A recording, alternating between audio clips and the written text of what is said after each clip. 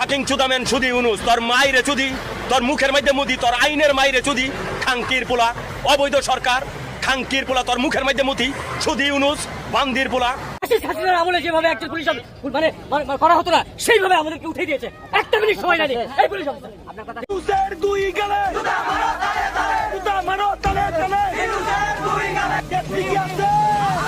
আমরা বাঁচবো আমাদের জেনারেশন যতদিন থাকবে ততদিন এই আওয়ামী লীগকে বাংলার জমিনে জায়গা দেওয়া হবে না হবে না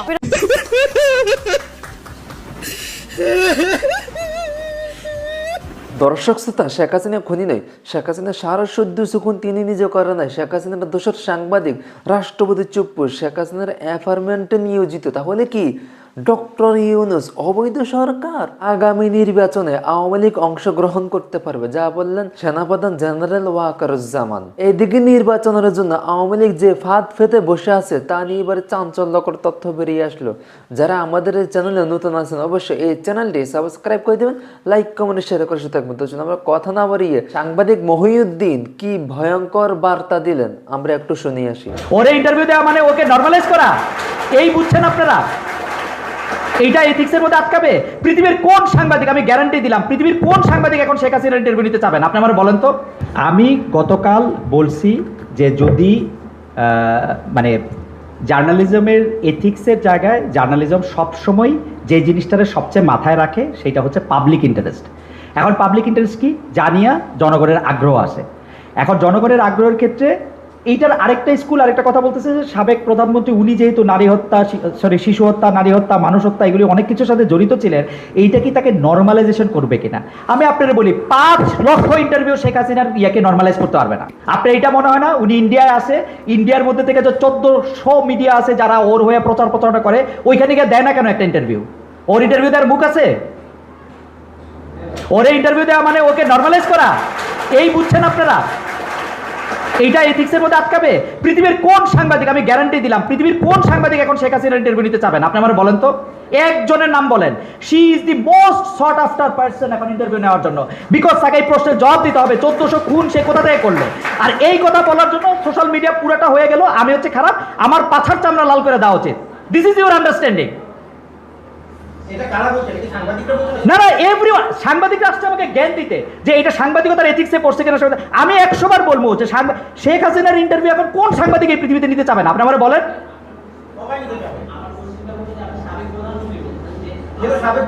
সে সাবেক প্রধানমন্ত্রী না।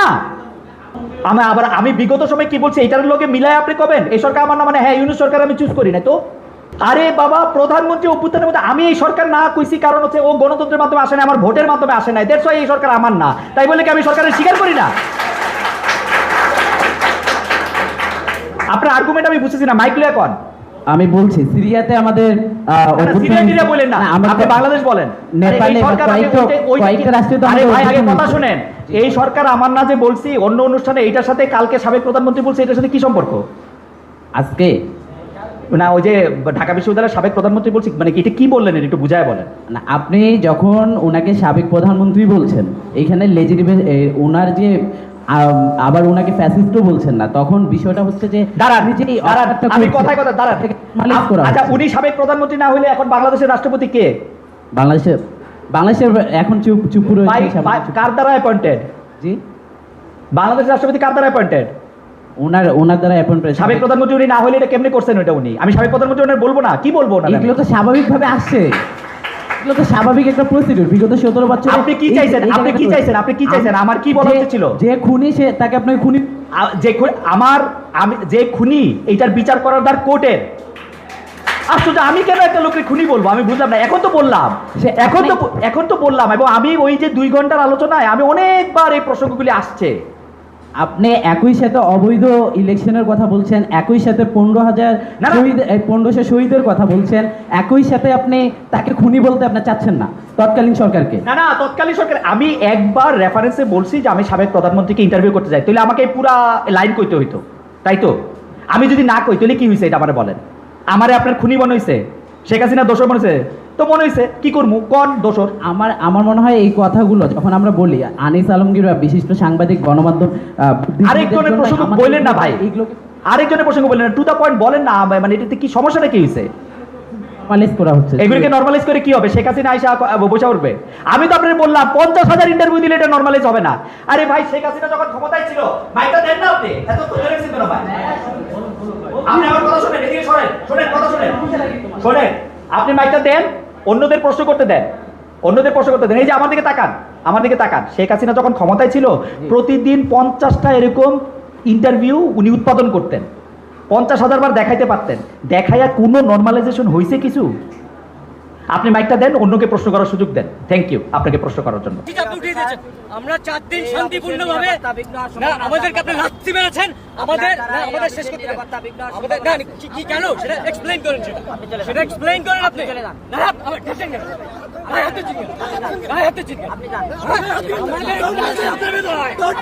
আমাদের টাকা আপনার বেতন হয়, সম্মান করতে শেখেন, সম্মান করতে শেখেন।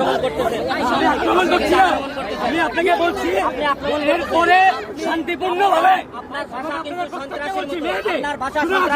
ইমাউল তুমি শুনে রাখো, বলছি যে আপনার দ্বারা নিরাপত্তা বিঘ্ন আছে, আপনার ল্যাঙ্গুয়েজে সেটা প্রমাণ করতে। না তুমি আমাদেরকে লাথি মেরেছো, আমি বললাম তুমি আমাদের বসতে ছেড়ে ফেলেছো, চলে যান। কেন আপনি এখানে কেন আমরা শান্তিপূর্ণ বসে আছি? আপনার দ্বারা নিরাপত্তা বিঘ্নিত হচ্ছে। কেন সে এক্সপ্লেইন করে কেন? প্রধান ফটক বা না, আমরা প্রধান ফটকে সরিয়ে আছি, 4 দিন হলো আমরা সরিয়ে আছি, ঠিক আছে?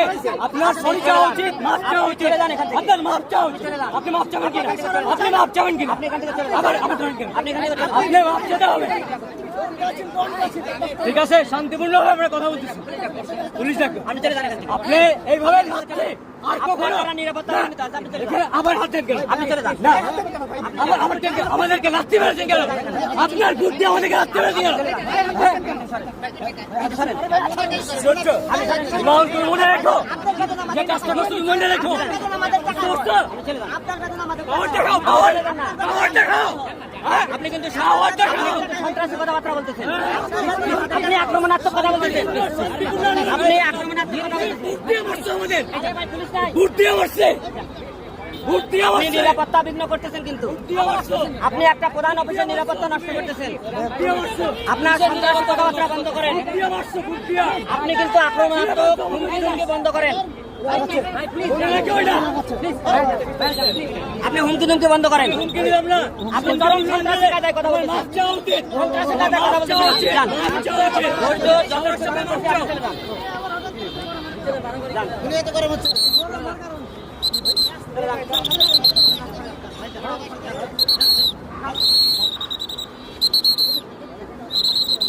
এই, যাও।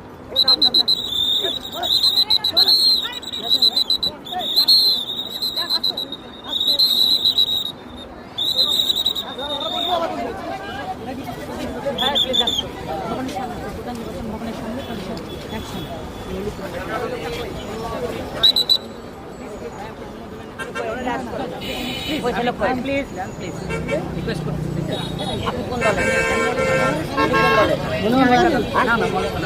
কোন দলে? জনতার নাম কি? কই সে কই? প্লিজ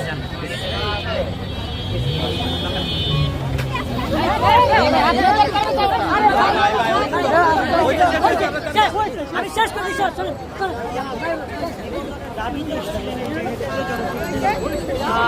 দল এবং জাতীয়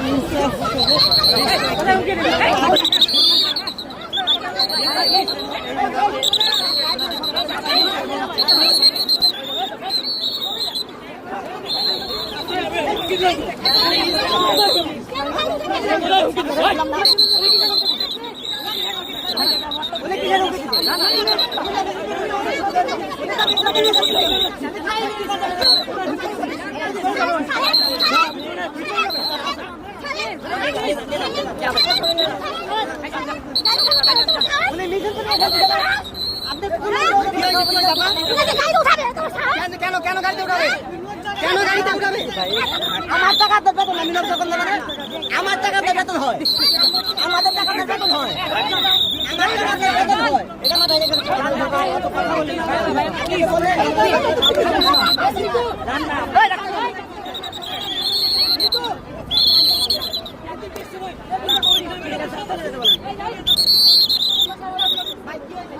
আপনারা কি হয়েছে ভাই?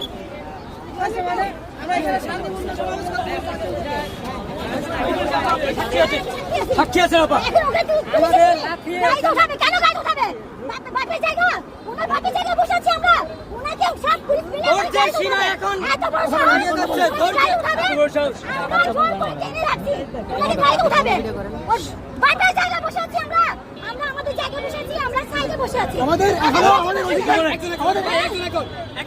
ভাই আপনাকে আমরা টানিয়ে নিচে রাখছি ওনারা